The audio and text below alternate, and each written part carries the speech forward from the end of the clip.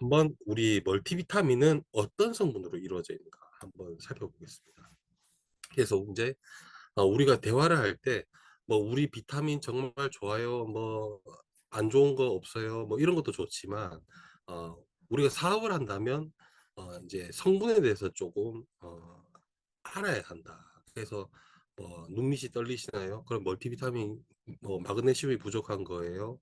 또 뭐 이런 비타민이 부족한 거예요. 이런 말을 좀 할 수 있으면 더 좋지 않을까 이런 생각이 듭니다. 그리고 우리 멀티비타민에는 23가지 기능성 물질이 있죠. 23중 기능성 건강기능식품인데 함량이 각각 다릅니다. 그 왜 다른지에 대해서 오늘 좀 말씀드리고 그다음에 이제 병이라는 것이 갑자기 없다가 생기는 게 아닙니다. 일단 우리 몸은 세포로 이루어져 있죠. 그 세포는 뭐에 의해서 작동을 하는가? 바로 비타민과 미네랄이 있어야 효소가 활성화가 되고 그 활성화된 효소에 의해서 세포가 작동을 하는 거거든요. 세포는 지 알아서 움직이지 않습니다. 효소의 도움을 받아야 돼요. 근데 그 효소도 자기 혼자 움직이느냐? 그렇지 않다. 비타민, 미네랄이 있어야 효소가 작동하고 작동된 효소에 의해 세포가 움직인다. 정상적으로 움직인다. 그 말즉슨 비타민, 미네랄이 부족하면 효소가 비정상적이게 되고 효소가 비정상적이게 되면 세포도 당연히 비정상적으로 작동을 한다. 그러면 우리 조직이 세포로 이루어져 있잖아요. 조직의 기능이 떨어지고 신진대사가 떨어지고 질병이 찾아온다. 자, 그래서 이 영양소의 결핍에서부터 모든 질병은 시작한다라는 것입니다. 그래서 이제 우리 몸에는 저장할 수 있는 시스템이 있죠. 주로 뭐 간이라든지 근육 요런 데다가 비타민, 미네랄 이런 것들 플러스 여러 가지 영양소들을 저장해 놓습니다. 때로는 저장된 요소들을 통해서 새로 합성도 하죠. 그래서 질병이 오기까지 가장 첫 번째 일단 저장량이 고갈된다. 그래서 요때까지는 병원 가서 피 뽑아봐도 별로 뭐 이상이 없어요. 혈액 수치는 정상입니다. 뭐 이렇게 간에 근육에 저장하고 있는 재고가 조용히 아무도 모르게 고갈되고 있는 단계가 바로 1단계. 그게 넘어가게 되면 아까 방금 말씀드린 효소의 활성이 100에서부터 90, 80, 70 서서히 저하되기 시작합니다. 이때까지도 검사에는 안 나와요. 왜냐하면 뭐 이상은 아니니까. 기능이 좀 저하되는 거지 이상까지는 아니거든요. 요게 2단계. 자, 이제 3단계로 넘어가게 되면 효소 활성이 저하되는 게 이제 심화돼서 기능 저하로 떨어지죠. 세포의 기능 저하. 그러면 이때까지도 병은 아니에요. 정상적으로 봤을 때 피곤하고 뭔가 손발이 저리고 집중이 잘 안 되고 뭐 이상하게 막 입에 막 이런 염증도 잘 올라오고 머리도 좀 빠지는 것 같고 이런 기능적인 저하 이런 것들이 넘어갔을 때 4단계 마지막 병이 생긴다 질환이 생긴다라는 겁니다. 빈혈이라든지 뭐 골다공증이라든지 뭐 신경 이상이라든지 뭐 심혈관 질환이라든지 뭐 심하면 이제 암까지 갈 수도 있는 거죠. 그래서 질병은 갑자기 생기지 않는다. 영양소의 결핍으로부터 발전되는 것이다. 우리 23개의 기능성 물질이 보통 미네랄은 한 30% 기능은 발휘할 수 있지만 과도하지 않게 왜 과도하지 않게 이렇게 하느냐면 미네랄 같은 경우는 이 흡수되는 경로가 예를 들어서 우리가 23가지의 물질이 있다 해서 우리 몸에서 23가지의 통로를 통해서 흡수되는 게 아니에요. 흡수되는 통로는 한정돼 있다. 근데 들어올 애들은 여러 가지다 보면 서로 경쟁을 하게 됩니다. 그래서 예를 들어서 뭐 미네랄을 100%, 200%, 300%씩 넣어 놓는다 하더라도 그런 것들이 다 경쟁 관계, 서로 경쟁을 일으키기 때문에 어, 들어오는 양보다 나가는 양이 많고 또 과도하게 많이 있는 몸 안에 있는 상태에서는 뭔가 다른 문제를 일으킬 수 있기 때문에 부족하지 않게 기능은 발휘하면서 또 경쟁은 최소화시킬 수 있는 어, 양으로 미네랄을 설정해 놨다. 왜냐하면 또 우리가 어, 제품만 먹는 게 아니라 식사도 하고 이러기 때문에 그러한 것들을 종합적으로 검토해서 우리가 미네랄 함량을 설계를 했다 보시면 되겠고, 비타민 같은 경우는 최소한 100% 이상은 넣었죠.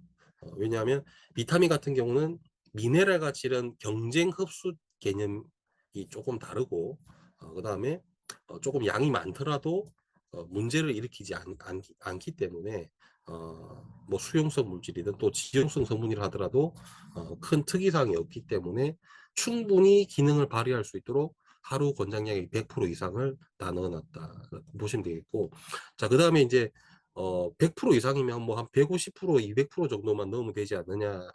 그래서 보실 수가 있는데, 뭐 비타민 D라든지 비타민 C라든지 뭐 비타민 B12 같은 경우는 굉장히 많이 넣어놨죠.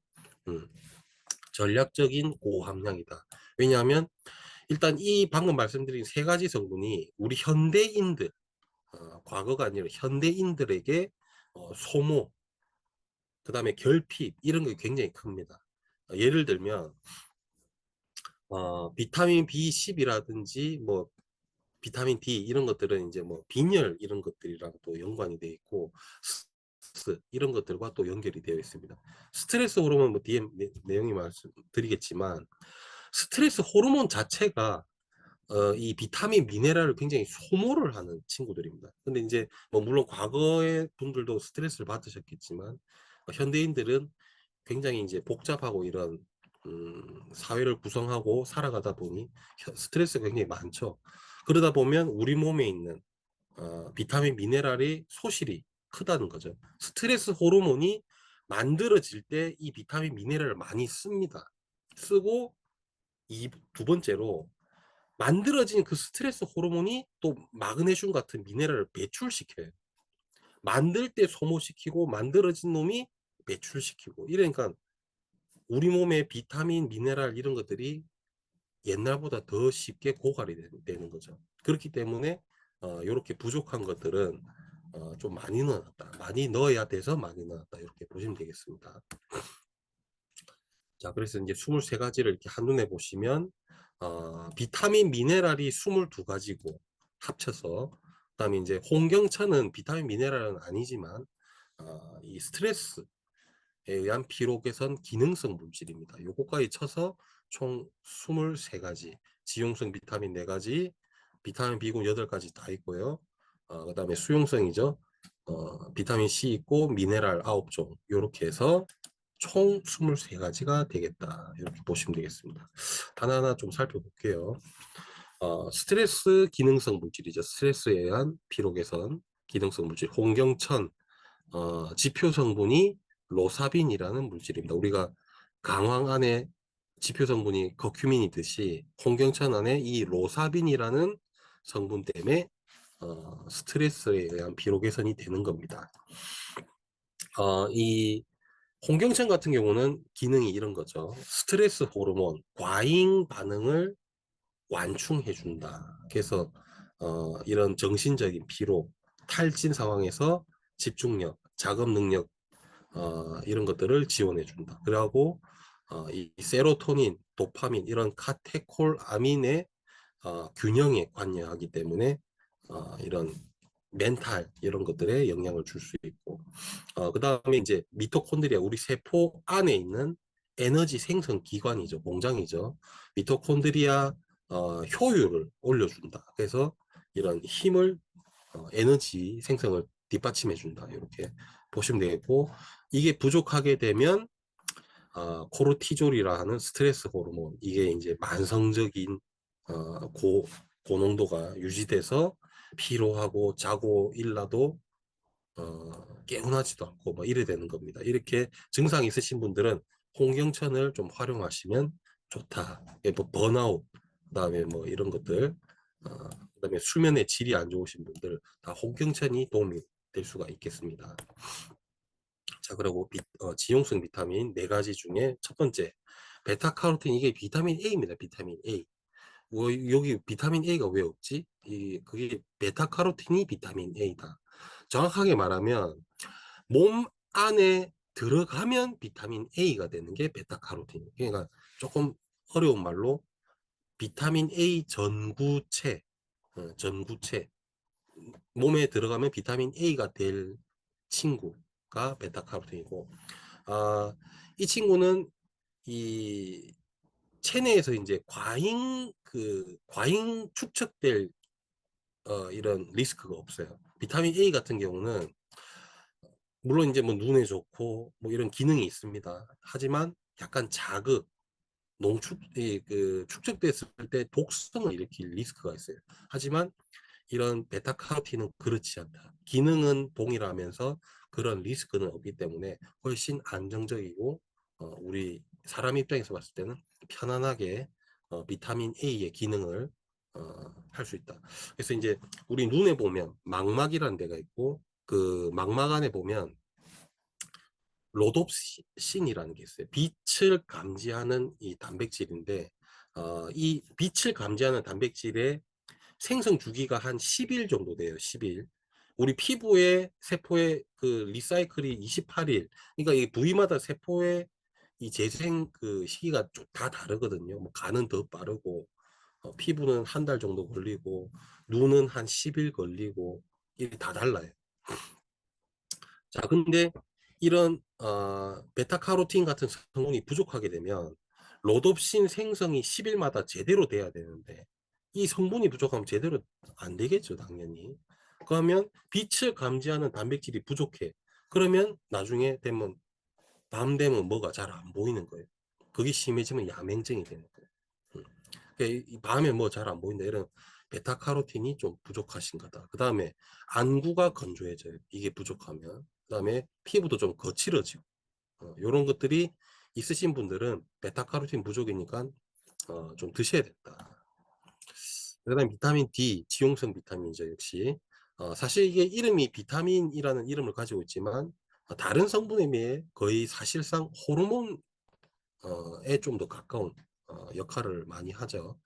그래서 비타민 D 같은 경우는 대표적인 기능이 칼슘 흡수를 도와준다. 어디서? 장에서 혈관으로 이 흡수를 비타민 D가 도와준다. 그래서 칼슘만 단독으로 아무리 많이 먹어도 골다공증이 온다. 비타민 D를 같이 안 먹으면. 그래서 이런 뼈 건강에도 도움을 줄 수 있고요. 그다음에 이제 면역 세포를 조절을 합니다. 항균 펩타이드, 카텔리시딘 뭐 이런 항균 펩타이드 생성을 이제 어, 유도하기 때문에 이런 면역 뭔가 외부로부터 들어온 이런 뭐 균들에 대항하는 힘이 세진다 이 말이죠. 비타민 D를 충분히 드시면 그 다음에 이제 근육의 비타민 D 수용체에 작용해서 근력, 균형 감각 이게 젊으신 분들은 공감이 안 되겠지만 40대 넘어가고 이제 50대 넘어가면 근력 감소가 심하죠. 균형 감각이 떨어지게 돼 있습니다. 그런 것들이 보면 다 비타민 D의 부족 증상이다. 비타민 D 같은 경우는 햇빛을 물론 받아도 생기지만 아이러니하게 어, 햇빛이 이렇게 쉽게 받기는 좀 어렵죠. 사람들이 또 적당하게 또 햇빛을 받기 어렵고 그다음에 과도하게 또 받게 되면 자외선에 의해 활성산소가 또 많이 생겨요. 이게 햇빛으로 비타민 D를 생기게 하려면 이 뭔가 단점이 있다 이거죠. 자외선을 받게 되면 활성산소가 생기고 그 활성산소에 의해 뭐 암이 생길 수도 있는 거고 염증이 생겨서 다른 병이 생길 수도 있고 내지는 간단하게는 미용적인 측면으로 봤을 때 기미가 올라오죠. 기미가 뭐예요? 검은색 색소가 침착되는 거죠. 이게 왜 침착돼요? 자꾸 주인이 시도 때도 없이 밖에서 햇빛을 맞으니까 그 맞으면 자꾸 활성산소가 생겨서 내가 병드니까 우리 지금 요즘에 양산 많이 쓰잖아요. 막 40도 올라가고 이러니까 그 피부가 양산 쓰는 거예요. 검은색 양산. 그게 색소예요. 검은색 색소를 만들어가 올리는 거예요. 그러면 햇빛이 그 검은색 색소에 흡수가 돼가지고 밑에 진피층으로 못 내려오게 하는 거예요. 그 원리로 색소를 만들어가 올리는 거다. 그게 우리가 미용적으로 봤을 때 아유 이게 늙어 검버선이 생기고 막 이렇게 얘기를 하는 거예요. 하지만 비타민 D를 충족하기 위해서는 햇빛을 옛날엔 봐야 되겠지만 요즘은 그렇지 않다. 그냥 멀티비타민 한 번 먹으면 충분하다. 이런 거죠. 자, 비타민 D가 부족하게 되면 어린 친구들 같은 경우에는 구루병, 그다음에 성인 뭐 골연화증이가 뼈가 이제 물렁물렁 이렇게 해지는 어, 그러면서 골다공증도 잘 생기고, 그다음에 아까 면역과 관련된 물질을 만든다 했죠. 근데 그게 부족하게 되면 당연히 면역력이 떨어지겠죠. 어, 그다음에 근력 이런 균형 감각도 떨어져서 낙상 위험도 올라가고 그렇습니다. 비타민 E 같은 경우는 대표적인 또 항산화 물질이죠. 강력하게 힘만 놓고 봤을 때 비타민 C보다 강력합니다. 근데 이제 얘는 힘도 강력하지만 항산화 일을 한 직후에는 일시적으로 산화성 물질로 바뀌거든요. 그래서 비타민 E만 단독으로 있는 제품은 절대 드시면 안 된다. 비타민 E와 이거를 다시 환원시켜 줄 수 있는 비타민 C를 같이 먹어줘야 된다. 그래야 비타민 E의 단점이 없어진다. 이렇게 보시면 되겠습니다. 자, 비타민 E 같은 경우는 지용성 물질이기 때문에 지용성 성분의 항산화를 좀 더 돕는다. 이렇게 생각하시면 되겠습니다. 그래서 우리 세포막이 지질로 이루어져 있잖아요. 지질의 산패를 막아주는 대표적인 항산화 물질이고, 그다음에 이제 콜레스테롤. 우리가 이제 콜레스테롤이 나쁘다 하는데 사실은 엄밀히 따지면 콜레스테롤 나쁜 물질이 아니에요. 정확하게 말하면 콜레스테롤이 산패된 거. 그러니까 산패된 콜레스테롤이 심혈관 질환을 일으키는 거거든요. 일반 생 콜레스테롤은 우리 세포막을 구성하는 물질이면서 나쁜 물질이 아니다. 그게 산패되는 게 엄밀히 따지면 나쁜 거기 때문에 산패가 안 되게 이런 비타민 E 같은 것들이 충분하게 섭취되면 괜찮다라는 겁니다. 자, 이런 것들이 부족하게 되면 또 이런 뭐 용혈성 빈혈, 적혈구 막이 터져가지고 이런 생기는 빈혈 생길 수 있고, 신경 축삭 손상이라 해가지고 손발 감각 이상 뭐 이런 것들이 또 생길 수 있고, 이 역시 근력 저하, 근육 약화로 이어질 수 있다. 그 다음에 당연히 아까 세포막을 보호한다 했는데 보호 기능이 떨어지면 세포막에 보면 각종 수용체들, 뭐 인슐린 잡는 수용체부터 시작해가지고 여러 가지 중요한 기관들이 세포막에 많습니다. 생각보다 세포 안에만 있는 게 아니고 세포 표면도 굉장히 중요한 기능들이 많아요.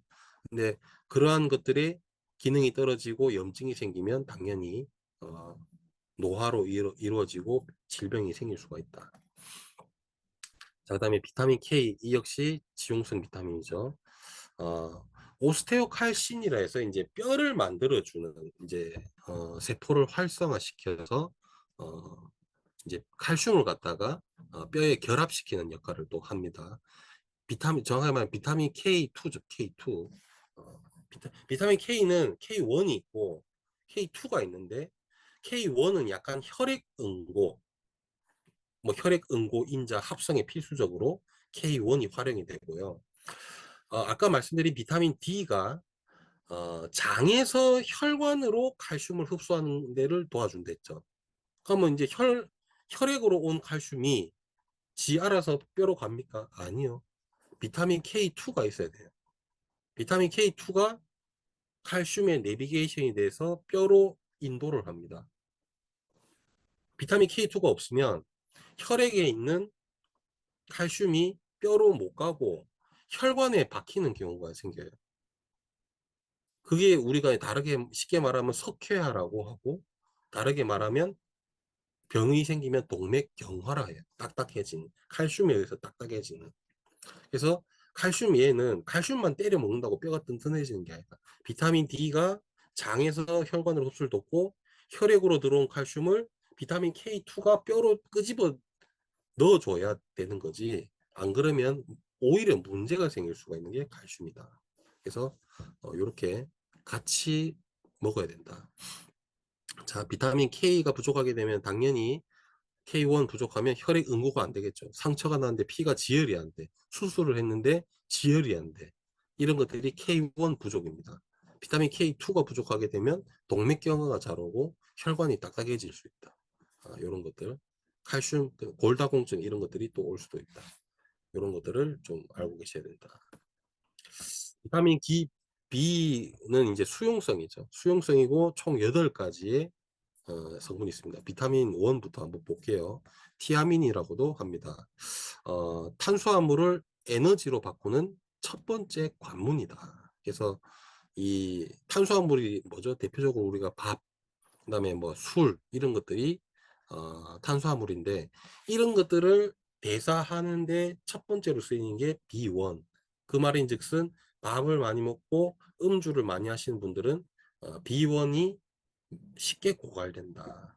자, 이게 고갈이 되면 다리 부종, 저림, 감각 이상 이런 것들이 생기고 또 만성 피로, 식욕 부진, 소화불량 생길 수 있고 이런 멘탈적인 집중력 저하, 기억력 감퇴가 생길 수 있고 아주 심할 경우에는 베르니케 뇌병증이라 해서 이그 뭔가 안구에 문제가 생길 수가 있다. 이렇게 좀 보시면 되겠습니다. 자, 그다음에 B2 하면 대표적으로 이 우리가 소변을 노랗게 하는 게 크게 2가지가 있거든요. 비타민 중에. 비타민 C가 있고 비타민 B2가 있는데 C는 약간 탁한 노란색. 비타민 C를 많이 먹으면 약간 탁한 노란색이 소변을 보게 되고 비타민 B2를 드시게 되면 형광 노란색이 나와요. 소변이 아주 밝은 형광 노란색 같이 하게 하는 게 이 B2 리보플라빈인데 이 소변만 노랗게 하는 것이 아니라 에너지 대사에 당연히 관여를 한다. 그 중에 에너지 공장 미토콘드리아가 하는 일에 부품으로 사용된다는 것이죠. 그래서 뭐 FAAD라든지 FNM 구성 성분이 돼가지고 에너지 대사를 일으킨다. 그 다음에 익숙한 성분이죠. 글루타치온. 글루타치온 환원 효소를 도와서 이 항산화 이 힘을 갖다가 잘 낼 수 있게 해주는 그게 또 B2다. 그다음에 우리 몸에 지방 많으시죠. 저도 뭐 많지만 다 이제 지방 많으셔가지고 걱정 많이 하시는데 이 지방산 베타산화에 관여해갖고 우리 몸에 있는 지질을 에너지로 이 옥수수 좋은 기능이죠. 우리 몸에 있는 지방을 갖다가 에너지로 바꿔주는 역할을 한 게 B2다. 그래서 이제 여성분들 이렇게 관심이 많으실 것 같은데. 자, 그 다음에 이제 비타민 B6와 엽산 많이 들어보셨죠, 엽산. 음, 엽산만 먹으면 또 안 돼요. 이 엽산을 일할 수 있게끔 활성화시켜 주는 게 B2다. 그래서 엽산 좋다 해가지고 그냥 엽산만 딱 하나 있는 그것만 먹으면 기능을 제대로 발휘를 못 합니다. 엽산을 활성화시키는 게 B2다. 그래서 이런 게 부족하게 되면 입꼬리가 갈라지고 뭐 헐거나 이 혀에 염증이 생기고 그다음에 뭐 이런 지루성 피부염, 눈충혈, 뭐 눈부심, 쓸데없이 막 눈물 막 많게 나오는 이런 증상들이 생길 수 있다. 자, 그다음에 비타민 B3 나이아신이라는 형태가 있고 나이아신 아마이드라는 형태가 있는데 나이아신은 약간 염증성 반응을 동반합니다. 기능은 비슷한데 약간 염증성 반응, 예를 들면 뭐 열감이라든지 화끈거림, 따가움 이런 염증성 반응을 동반하는 반면에 나이아신 아마이드 같은 경우는 완전 반대죠. 반대. 기능은 똑같은데 반응으로 봤을 때는 나이아신과 완전 반대 항염증 기능을 이렇게 일으켜요. 그래서 저희는 나이아신 아마이드 형태를 사용을 하고 있습니다. 이거는 이제 NAD라고 요즘에 롱제비티 장수죠. 장수에 관심이 있으신 분들은 좀 많이 들어보셨을 뭐 NMM이라든지 이런 것들과 연관되는 조효소죠. NAD의 원료가 비타민 B3입니다. 결론적으로 NAD라는 애가 우리 장수 유전자 뭐 서투인 이런 것들을 활성화시키는데 결국에 이 효소도 지 혼자 움직이지 않는다 했죠. 제가 제일 처음 서두에 이 시, 어, 시르투인이라는 장수 유전자를 활성화시킨 효소가 NAD다. NAD도 지 혼자 안 움직인다. 누구에 의해 활성화된다? 비타민 B3에 의해 활성화된다. 그래서 비타민 B3가 롱제비티와 연관이 되다. 장수와 연관이 되어 있는 성분이다. 보시면 되겠습니다. 그 다음에 이제 판토텐산은 약간 조금 미용적으로 조금 치우친 어, 물질이다. 물론 에너지 대사에 다 관여합니다. B자가 들어간 거는 다 에너지는 기본으로 깔고 가는 거예요. 에너지 생성, 뭐 대사 이런 건 기본 깔고 이제 옵션 중에 비타민 B5 즉 판토텐산은 약간 미용적인 옵션도 있다. 요렇게 보시면 되겠습니다. 그래서 이 비타민 B5를 충분하게 섭취해 아니 피부가 굉장히 촉촉 보습이 돼요 이게. 그래서 어, 피부가 항시 건조하신 분들은 이런 B5를 충분히 섭취하시면 도움이 될 수 있다. 그 다음에 이 아세틸콜린이라는 신경전달 물질의 원료죠 원료. 그래서 이런 인지 능력 이런 거에 또 도움을 줄 수 있는 성분이고 그다음에 이제 비타민 B6 피리독신이라고 하는데요.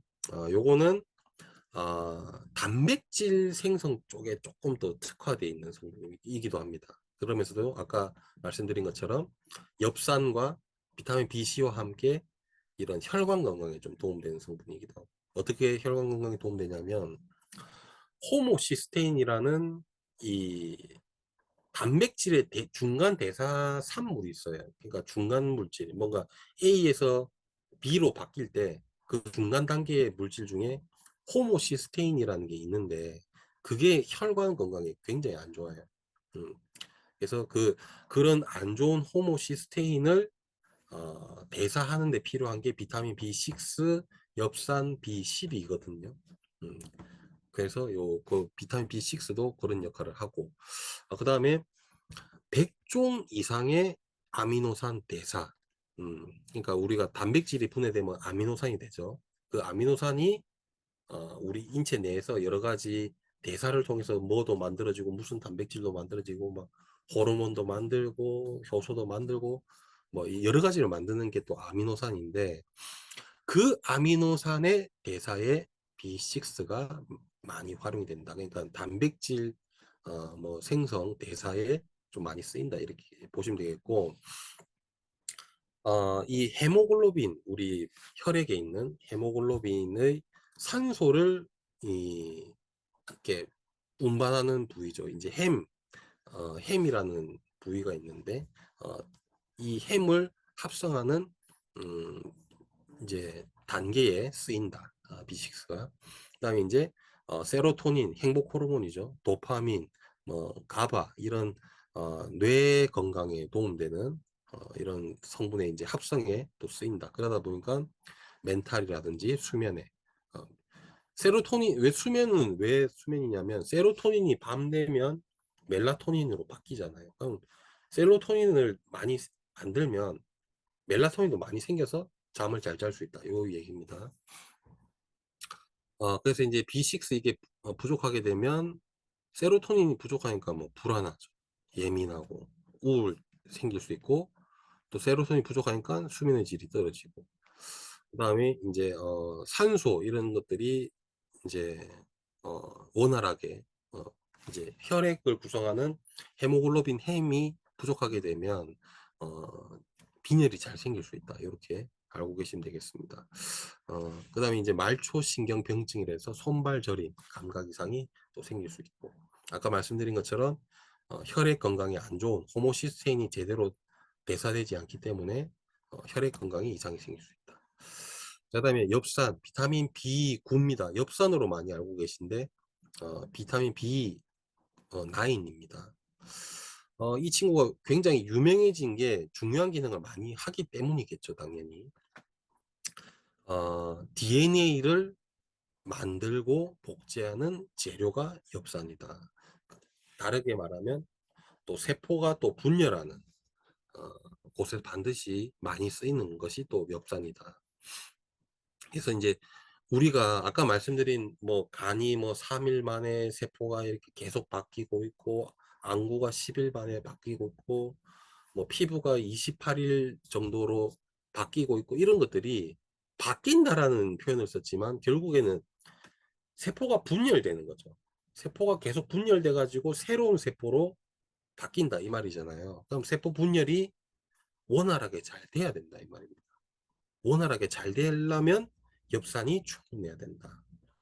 하고 이제 임산부가 많이 먹는 이유는 그 아기가 요만한 눈에 보이지도 않는 조만한 애가 이만큼 커져서 출산이 되잖아요. 그러면 세포 분열을 얼마나 잘 시켜야 되겠어요. 그럴 때 엽산이 많이 쓰이니까 엽산을 먹어라 이거거든요. 그리고 적혈구가 정상 크기로 성숙하는데 필요하다. 그다음에 이제 어, 호모시스테인 아까 말씀드린 것처럼 이 호모시스테인을 메티오닌으로 되돌려서 혈관에 이런 질병을 어, 생기게 하는 요소를 감소시켜 준다. 그러니까 엽산이 부족하게 되면 빈혈이 생기고 그다음에 태아 신경관 결손이라 해가지고 뭐 이분 척추라든지 뇌가 좀 이상하게 되는 뭐 문해증, 그다음에 호모시스테인 상승돼 가지고 혈관 내피가 손상되면 그 뒤부터 LDL 산화형 LDL 콜레스테롤이 축적돼 가지고 혈관이 좁아지고 막혀서 뭐 뇌졸중 같이 생기거나 아니면 터져 가지고 뇌출혈 같은 것들이 올 수 있다. 그다음에 B12 코발라민이라고도 합니다.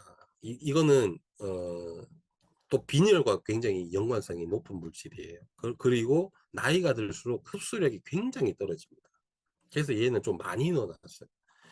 100을 먹는다고 100이 다 쓰이는 게 아니고 흡수되는 게 아니기 때문에 많이 넣어놔야 부족하지 않게 들어와 가지고 충분히 일을 할 수 있기 때문에 저희 비타민에도 좀 많이 넣어놨습니다. 나이가 들수록 또 흡수 떨어지기 때문에. 그래서 비타민 B12 같은 경우는 신경 수초 유지, 그래서 신경 전달 속도를 어, 지켜주는 절연체 역할을 하는 것들에 연관이 되어 있다. 그다음에 적혈구 성숙에 필수죠, 필수. 그다음에 엽산을 또 활성형으로 재활용하는데 비타민 B12가 반드시 있어야 된다. 그리고 아까 말씀드린 것처럼 6, B6와 엽산과 함께 호모시스테인 제거에 관여하고요. 어, 말 그대로 B자를 달고 있으니까 또 에너지 쪽, 뭐 지방산이라든지 이런 것들을 에너지화 하는데 쓰인다. 자, B12가 부족한, 빈혈 있으신 분들은 병원 가서 약 처방 받은 것 중에 B12만 받으신 분도 꽤 있으실 거예요. 아마 빈혈 관련해서 이제 병원에 가셔서 약을 타서 안 보고 그냥 드신 분 있겠지만 한번 살펴보시면 뭐 엽산도 있지만 B12도 흔하게 처방되는 약 중에 하나입니다. 그래서 악성 빈혈 이런 것들 있을 때 어, 많이 쓰이게 되고요. 손발 저림 뭐 이런 것들 반드시 생기게 되어 있습니다. 그 다음에 기억력 저하, 인지 기능 저하 올 수 있고 뭐 혀에 이렇게 통증이 있으신 분들, 그 다음에 뭐 우울증, 보행 불안증 이런 것들이 있으신 분들은 B12를 부족을 의심해 봐야 된다. 자, 비오틴 같은 경우는 얘도 약간 조금 미용적이죠. 에너지 대사에도 기본적으로 도움되지만 약간 미용적. 예를 들면 모발에 이제 보면 큐티클 뭐 이런 생성이라든지 그다음에 손톱, 발톱 이런 것들에 굉장히 많이 쓰이는 성분 중에 하나다 보시면 되겠습니다. 그다음에 이제 혈당 조절에 또 관여를 하기도 합니다. 그래서 당 신생 경로에 어, 이상 반응을 생기지 않도록 쓸데없이 혈당을 올리는 일이 없도록 좀 해주는 역할도 하고 이런 소말토뿐만 아니라 어, 피부 지질 합성에 관여해 가지고 피부 장벽을 튼튼하게 해주는 약간 좀 에너지 플러스 미용 쪽에 이제 좀 특화된 성분. 그래서 뭐 요거만 따로 똑 하나 떼 가지고 저거 뭐 샴푸도 뭐 만들고 이래 하는데 요거 하나만 있으면 제가 여러 번 말씀드렸지만 정상적인 기능을 하지 않는다. 특히 비타민 B 같은 경우는 서로 다 유기적으로 연관이 돼 있어요. 뭐 얘가 얘를 활성화시키고 또 활성화된 얘가 또 다시 얘를 활성화시키고 이런 식으로 다 네트워크 형식으로 연결이 되어 있기 때문에 비타민 B7, 비오틴이 뭐 모발에, 손톱에, 뭐 피부 장벽에 좋다 해서 요거 하나만 넣은 제품 이런 것들은 조심해야 된다. 그렇게 우리 인체가 간단하게 움직이지가 않습니다. 자, 비오틴이 부족하게 되면 탈모, 모발이 가늘어질 수 있고 손톱 못생기신 분들 있죠. 솔직히 뭐 발톱도 좀 못생기시고 이런 분들이 비오틴 이런 게 부족한 거예요. 그런 거 있으시면은 좀 드셔야 된다. 자, 그렇습니다. 비타민 C는 우리가 SI 비타민 C 했을 때처럼 이제 뭐 많은 설명 드려서 오늘 좀 간단하게 하고 넘어가겠습니다. 일단 핵심적인 내용이 항산화적인 역할을 하는 거죠. 활성산소를 직접적으로 제거하는 역할을 또 하고, 그다음에 이제 콜라겐 생성에 반드시 또 필요한 성분이죠. 비타민 C가 없으면 콜라겐이 안 만들어집니다. 그다음에 이 식물성 비햄처리라고 이런 그 흡수율을 한 서너 배 정도 올려줄 수 있고 철분도 마찬가지로 흡수율을 올려줘요. 철분의 흡수도 철만 먹으면 흡수가 잘 안 되는데 이 비타민 C를 같이 먹었을 때 철분이 흡수가 잘 된다. 그래서 비타민 C 이게 부족하게 되면 뭐 이것도 괴혈병이 올 수 있는데 괴혈병 아시죠? 이게 특히 이 잇몸 이런 게 약하잖아요. 약한 데부터 티가 좀 나는 건데 이 조직이 약해져 가지고 잘 무너진다고 해야 될까요? 무너지다 보니까 피가 막 철철철 나고 그게 안 멎어 가지고 죽는 병이 괴혈병이잖아요. 혈관이 무너지는 병이거든요. 근데 이제 비타민 C 같은 경우는 콜라겐 생성을 도와가지고 혈관 중간이 다 그 콜라겐이거든요. 그걸 이제 잘 생기게 하니까 혈관이 튼튼해지고 조직이 탱탱해지고 이러니까 괴혈병이 치료되는 현재까지도 이 괴혈병 치료제로도 쓰이는 약이기도 하죠. 이 식품이기도 하면서. 그다음에 이제 뭐 상처 회복이라든지 멍 잘 드시는 분들은 비타민 C가 부족한 겁니다. 피부 탄력 이런 것들도 좋아지게 되고 만성 피로 오게 되고 염증 이 활성산소에 염증이 많다 보니까 여러 가지 뭐 관절통이라든지 이런 통증이 많으시게 되죠. 그다음에 이제 미네랄로 한번 넘어가 보겠습니다. 칼슘 우리 뭐 이제 뼈를 구성하는 대표적인 미네랄이죠. 이 칼슘 자체가 우리 뼈의 그 핵심적인 성분이고 치아도 마찬가지. 그다음에 이제 근육의 수축에 이 연관이 돼 있어요. 그게 이제 칼슘하고 반대되는 게 마그네슘인데 마그네슘은 약간 이완, 이 칼슘은 약간 수축. 요렇게 서로 이완과 수축에 또 쓰이는 미네랄입니다. 그다음에 혈액 응고 캐스케이드라 해가지고 이제 이 연쇄 반응이에요. 캐스케이드가 혈액 응고가 뭐 간단하게 응고되라 해가 응고 딱 되고 이러는 게 아니고 여러 가지 이제 단계가 있는데 그런 단계에 칼슘이 필수적으로 쓰인다. 요런 내용입니다. 그게 이제 칼슘이 부족하면 당연히 뭐 뼈가 약해지고 골다공증 오는 거는 뭐 초등학생도 아는 내용이고 이제 근육 경련이라든지 쥐, 손발 저림 뭐 이런 것들이 있으신 분들이 또 칼슘이 부족하고 또 칼슘이 부족하게 되면 신경이 예민해지고 잠도 잘 못 자고 심계항진 이런 것들이 생길 수가 있습니다. 자, 이와 반대로 이제 마그네슘은 아까 말씀드린 것처럼 근육의 이완을 담당한다.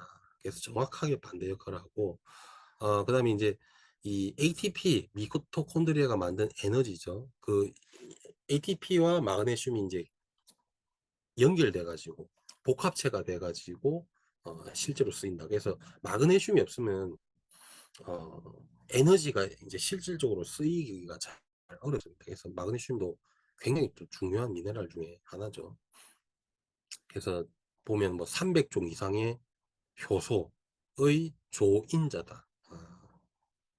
이렇게 보시면 되겠고, 신경 흥분을 진정시켜서 수면의 질과 정서 안정에 기여한다. 그 다음에 비타민 D, 아까 말씀드린 비타민 D도 활성화시켜주는 게 마그네슘이에요. 이 사실은 이 비타민과 미네랄들이 굉장히 복잡합니다. 독단적인 기능도 다 있지만 얘네들이 독단적인 기능이 있다 해서 저그들이 알아서 다 움직일 수 있는 게 별로 없어요. 음. 다 누구의 도움을 받아야 돼. 그래서 이런 멀티비타민이 필요한 게 그래서입니다. 뭐 임산부라서 엽산 하나만 있는 거 사 먹고, 비타민 어디서 비타민 E 좋다는 얘기 들어가 비타민 E만 있는 제품 먹고, 그다음에 뭐 탈모에 좋다 하길래 비오틴 이런 거 해외에 있는 거 막 사 먹고 이러면 그게 기능이 안 돼요. 그 하나하나 또 사 몰라 하면 그 돈이 얼마입니까? 그하고 이제 그 돈도 비싼 데다가 하나하나에 들어있는 그 성분을 제품화하기 위해 부영제를 또 얼마나 먹습니까? 넣습니까? 그거를 갖다가 막 20개씩 먹는다 생각해 보십시오. 부영제만 이만큼 먹는 한 주먹씩 먹는 거예요. 자, 그래서 이런 멀티비타민의 형태로 먹는 게 비용적이나 기능적이나 건강적이나 다 이득입니다. 자, 마그네슘이 부족하게 되면 아시다시피 눈밑이 떨린다. 눈밑 떨리는 게 그다음에 근경련 뭐 이런 것들도 오게 되는 게 아까 말씀드린 것처럼 복합적인 게 마그네슘이 왜 부족하게 됐냐. 아까 기억나신지 모르겠지만 스트레스 호르몬 코르티졸이 생기고 나면 마그네슘을 자꾸 세포 밖으로 빼내요. 얘네들이 나쁜 놈들이. 그러다 보니까 근육 이완을 하는 마그네슘이 고갈되다 보니까 자꾸 수축 하려다 보니까 경련 생기고 떨리고 막 이래 되는 거에 영향을 준다. 열 많이 받으셔가지고 막 몸 떨리시는 분은 마그네슘이 많이 어, 고갈되신 분이에요. 그다음에 철 같은 경우는 이제 산소를 운반하는데 굉장히 많이 이제 사용되는 이제 미네랄이죠. 그래서 철이 부족하게 되면 우리 인체 자체가 이제 저산소 상태가 된다. 우리 세포가 또 산소가 없으면 죽잖아요. 죽고 부족하게 되면 기능이 떨어지잖아요. 그래서 철도 굉장히 중요하다. 헤모글로빈, 그다음에 근육에 있는 미오글로빈 이런 것들을 구성하는 물질이기도 하고, 그래서 산소를 운반하고 저장하는 중요한 역할을 하는 게 철이다. 자, 그다음에 미토콘드리아를 구성하는 전자전달계 시토크롬의 핵심 금속이죠. 그다음에 이제 면역 세포의 증진, 그다음에 감염 방어에 또 철분이 관여를 하고, 도파민, 신경전달 물질 합성 효소에 보조 인자를 한다. 그래서 얘네들이 다 이 뭐 하나의 일을 하는 게 아니고 여러 가지 또 관여를 하고. 자, 철분이 부족하면 당연히 산소 운발 관련되고, 어, 헤모글로빈, 미오글로빈의 구성 물질이 부족하게 되면 당연히 빈혈 오겠죠. 음. 그리고 쉬어도 풀리지 않는 만성 피로 잘 오게 되고, 추위를 또 잘 타시는 분들 주로 철분 부족이 많습니다. 자꾸 저기 뭐 에어컨 별로 춥지도 않게 틀었는데 자꾸 춥다 하시는 분이라든지, 조금만 내려가도 막 아우 추워 이래 하시는 분들은 철분이 좀 부족한 거를 한번 의심해 봐야 돼요. 그다음에 이 마찬가지로 탈모, 손톱이 어, 좀 이상하게 숟가락 모양으로 약간 휘는 이런 증상이 철분이 부족하면 또 발생할 수 있고, 또 우리 학생들이라든지 뭐 이렇게 일하시는 분들 집중력, 학습 능력 저하가 생길 수 있다. 철분이 부족하면. 그다음에 아연은 이제 굉장히 또 면역에 특화돼서 유명한 미네랄이기도 하면서 또 남성분들한테 엄청 각광받는 성분이죠. 면역에 왜 도움이 되냐면 이 우리 면역 조절자, 면역 세포가 여러 가지가 있는데 그거를 조절하는, 과할 때는 낮추고 부족하면 올리고 조절해주는 면역 세포가 이제 T 세포인데, T 세포의 성숙에 아연이 필요해. 그러다 보니까 이 아연이 면역 기능성이라는 타이틀을 획득을 하게 되는 것입니다. 그러면서 세포 분열과 단백질 합성에 필요해서 이 상처 치유, 피부 재생 또 역할을 하고요. 미각, 후각, 수용체를 정상적으로 유지하는데 또 아연이 필요해. 자, 부족하게 되면 맛을 잘 못 느껴요. 식욕도 떨어요. 맛을 못 느끼니까 그 맛있는 맛을 알아야 먹고 싶지. 먹어봐야 맛도 잘 안 나니까 이 식욕이 떨어지게 되는 거예요. 하고 세포분열 단백질 합성에 관여하는데 부족하니까 단백질 합성이 안 되니까 제일 어디서 티가 나요? 우리 생명을 유지하는데 제일 쓸데없는 게 뭐예요? 머리카락. 그럼 탈모가 오는 거예요. 자, 그 다음에 남성 생식 기능과 테스토스테론, 남성 호르몬의 대사에 관여한다. 하고 이거는 아연이 정자양을 이렇게 늘려줍니다. 이렇게 정자양을 확 늘려주기 때문에 남성분들한테 이제 각광을 받는 거죠. 뭐 장어 뭐 이런 게 그런 아연이 또 풍부하잖아요. 단백질도 많지만. 그래서 아연이 부족하게 되면 면역이 떨어지고 상처 재생이 안 되니까 상처가 잘 안 아물고 여드름 뭐 피부염 이런 게 심하게 되고 탈모, 남성 정력이 떨어질 수 있다. 자, 구리 하면은 이거 뭐 금속같이 뭐 구리선 뭐 이렇게 해가지고 금속 같지만 이게 우리 몸에 있을 때 항산화 물질이 됩니다. 철이나 구리도 항산화적인 역할을 할 수 있거든요. 자기 몸에 있는 전자를 이렇게 내어주면서 항산화적인 역할을 할 수가 있는 성분 중에 하나입니다.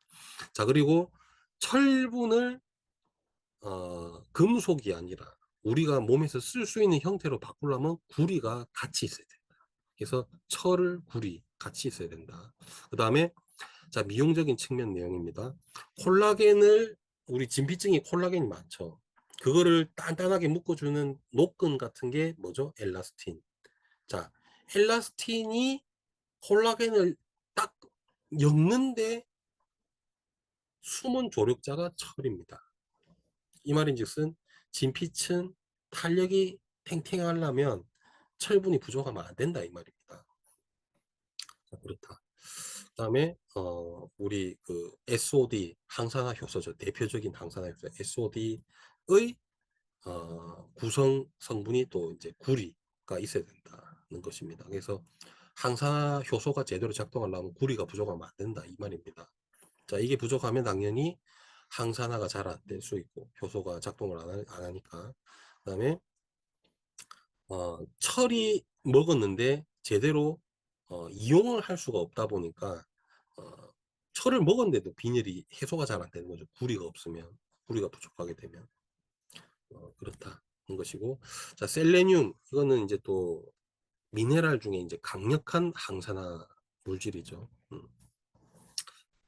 이제 셀레늄 같은 경우는 글루타치온 마찬가지로 항산화 효소죠. 이 글루타치온의 활성의 핵심 셀레늄이 있어야 됩니다. 글루타치온만 주구장창 먹어갖고 될 일이 아니고 셀레늄이 충분해야 글루타치온이 제 역할을 한다. 그 다음에 이제 갑상선 효소를 갖다가 활성형으로 바꿔준다. T4를 T3로 활성형으로 바꿔준다. 그리고 이제 면역 관련된 역할도 하고요. 그 다음에 이것 때문에 유명해졌죠. 수은, 카드뮴 같은 이런 중금속 결합해가 배출. 요거 때문에 셀레늄이 유명해졌습니다. 자, 부족하게 되면 당연히 방금 말씀드린 것처럼 중금속 배출이 잘 안 되고 항산화 기능이 떨어지고 갑상선 호르몬을 활성형으로 바꿔주는 역할을 하는데 못 바꿔주니까 갑상선 기능이 떨어지고 하루 종일 피곤하고 에너지도 안 나고 먹어도 소화도 잘 안 되는 갑상선 호르몬이 부족해요. 그렇다. 전반적으로 신진대사가 떨어져요. 갑상선 기능이 떨어지면 그런 일이 발생할 수 있는 게 셀레늄의 부족이다. 그다음에 망간, 요거는 뼈에 관련된 좀 특화된 미네랄이다 보시면 돼요. 물론 그것뿐만 아니라 이 뼈 아까 말씀드린 그 프로테오글리칸 이 연골 기질 성분인데요. 이거 형성에 관여해서 뼈에 좋기도 하지만 SOD 이 항산화 효소를 또 구성하는 또 다른 또 미네랄이기도 합니다. 그래서 항산화 기능성에 또 연관이 되어 있다. 그다음에 비타민 K와 협력해서 혈액 응고 과정에 또 쓰이는 물질이다. 부족하게 되면 연골이 약해지고요. 뼈도 약해지고 당연히 뭐 이런 모발 색소 성장에 이상이 생길 수 있고 혈액 응고 과정에 문제가 생길 수 있습니다. 몰리브덴이라는 성분이 있는데요. 이건 또 미네랄입니다. 이 역시 약간 해독 쪽 셀레늄과 마찬가지로 좀 해독 쪽에 특화된 미네랄이다. 그래서 이 뭐 아황산염 이런 게 이제 주로 가공식품에 많이 쓰이는 보존제인데요. 요런 것들을 해독하는, 저 인스턴트나 뭐 밀키트 이런 거 솔직히 많이 드시죠. 요런 것들, 아황산염 이런 것들이 많습니다. 이런 거 드시는 분들은 몰리브덴이 부족하지 않게 이런 멀티비타민 하나 좀 드셔야 돼요, 하루에. 그다음에 이제 통풍에 또 관련된 성분 퓨린, 대사와 요산 생성 경로에 어, 관여된 효소를 또 활성화시키는 게 몰리브덴. 통풍 있으신 분, 통풍 염려되는 분, 요산 수치가 높으신 분들 어, 잘 보셔야 됩니다. 그리고 이제 알코올, 약물 대사에 따라서 생기는 부산물들이 있죠. 그 부산물들, 아까 말씀드린 것처럼 몰리브덴 약간 해독, 처리 이렇게 막 좀 이런 것들에 특화된 부산물들을 무독성화 뭐 이런 것들에 특화된 미네랄이다.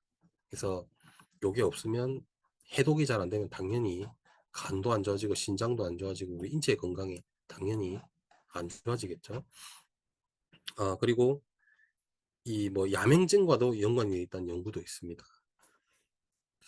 그다음에 이제 크롬, 당뇨 쪽에 좀 특화된 미네랄로 많이 알려져 있는데요. 왜냐하면 인슐린이 제대로 일하게 만드는 이제 인자거든요.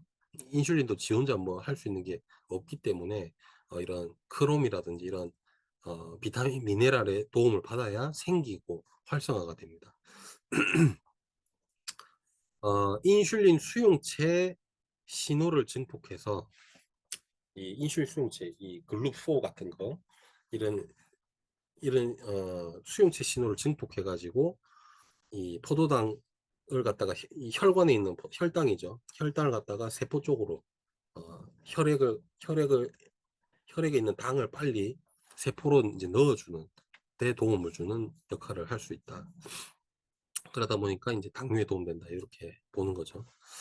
어, 그리고 이제 뭐 지질 대사 관여하고 또 중성지방, 콜레스테롤 균형을 뭐 낮지도 높지도 않게 이렇게 균형을 유지하는데 또 필요한 게 또 크롬입니다.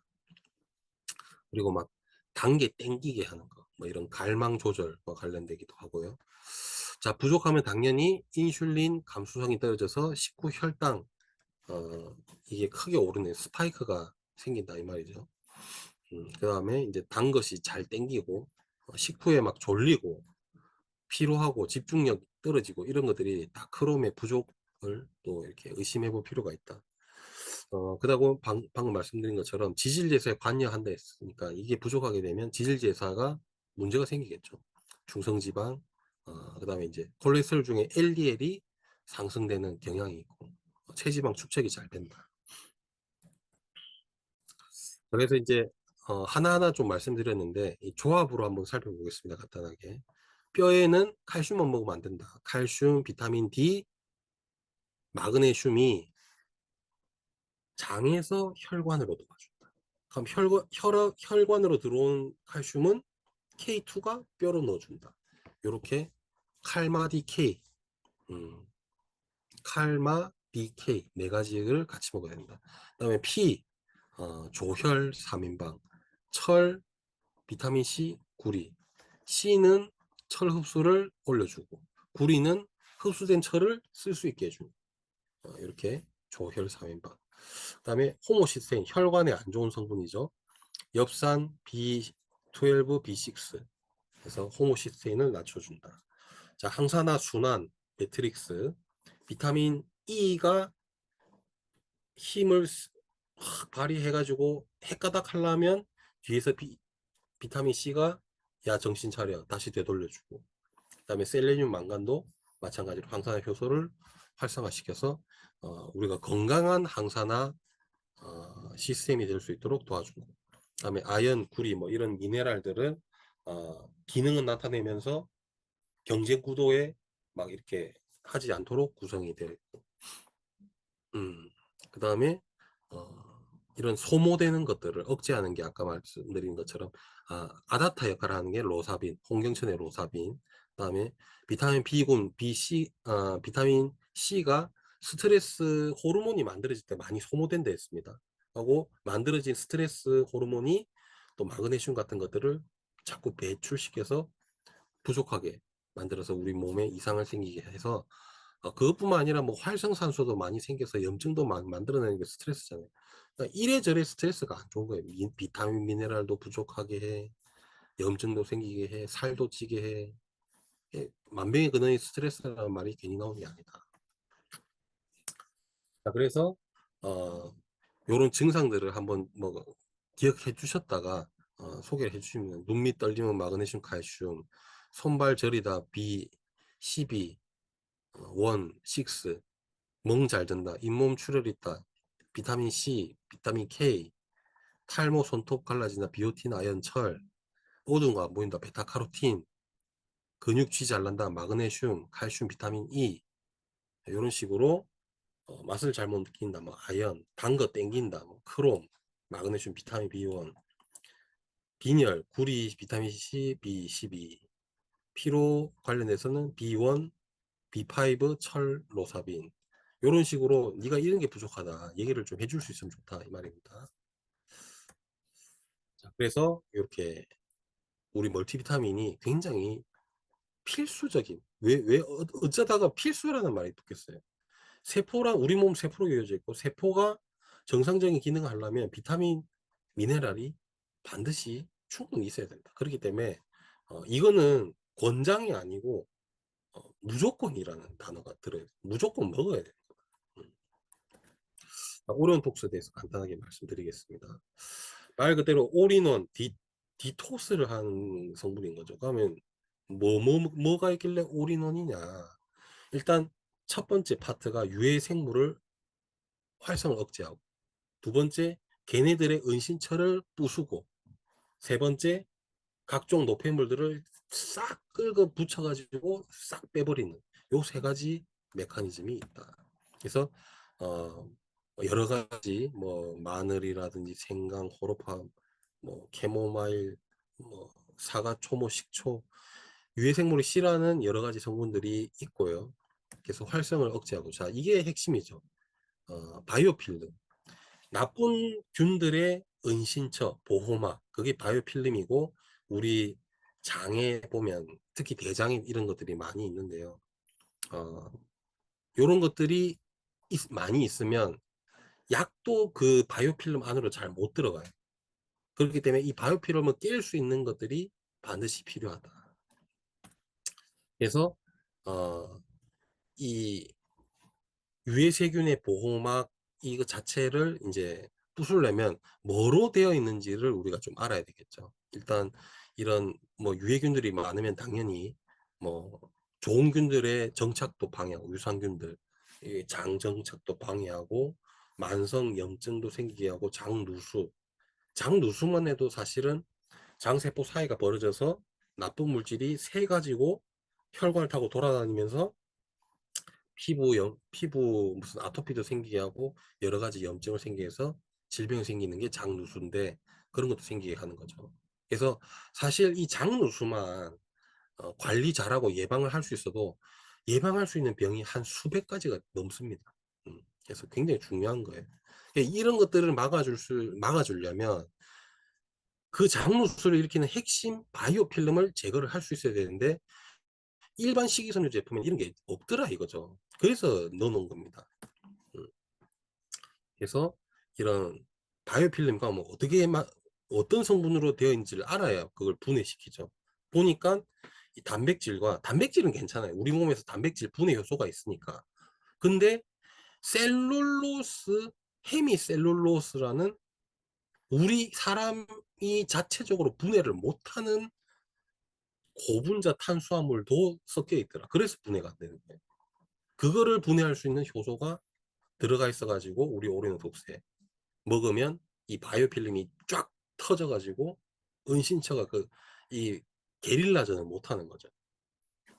그 땅굴을 갖다가 다 폭파시켜 버리는 것처럼. 음. 그다음에 이제 또 락추로스라는 성분이 있습니다. 이것도 식약처가 인정한 프리바이오틱스 성분입니다. 갈락토즈랑 프룩토즈 이 두 가지로 되어 있는 이당류인데 고분자는 아닌데 우리 사람이 이거를 분해를 못해요. 그래서 혈당을 안 올립니다. 그래서 혈당 안 올리지만 우리 대장에 내려가서 비피더스균의 먹이가 돼가지고 장이 좋아지는 이런 성분이 되겠다. 그래서 유산균의 유익균의 증시, 그 다음에 장내 pH를 떨어뜨려서 보통 대장균 pH가 약간 높은 환경을 좋아하는데 이 pH를 좀 낮춰주니까 장내 유해균들이 잘 못 자라게 하고 배변 활동을 또 도와주고 미네랄 흡수 환경을 도와줍니다. 약간 산성일 경우에 이 미네랄 흡수가 좀 좋아지기 때문에 그런 기능들이 좋은 기능들이 많이 있습니다.